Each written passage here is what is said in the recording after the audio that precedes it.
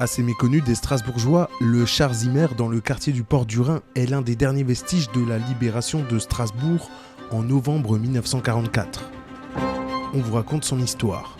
C'est dans ce char américain modèle Sherman que le maréchal des logis Albert Zimmer, originaire de la Wandzenau, fut le premier à atteindre la frontière allemande avec la 2e division blindée Leclerc, une division française équipée entièrement de tanks américains.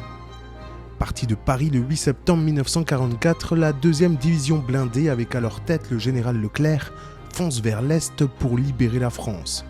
Avec ces hommes, ils se sont jurés de déposer leurs armes uniquement lorsque Strasbourg sera libérée. C'est le fameux serment de Koufra. Après avoir libéré Sarrebourg, la Petite-Pierre puis Saverne, au milieu de la matinée du 23 novembre 1944, la 2e division blindée entre dans Strasbourg par la place de Haguenau et libère la ville. Vers 16h, les chars foncent vers l'Allemagne et le pont de Kehl. Le maréchal Zimmer, qui se trouve en tête du cortège avec le char Cherbourg, sera victime d'un tir de Panzerfaust, un lance-grenade anti-char allemand. Le char prendra feu et Albert Zimmer, l'enfant de la Wandzenau, décédera sur le coup. Aujourd'hui, son char est posté au port du Rhin en face de l'école, en hommage à sa mort et à la libération de Strasbourg.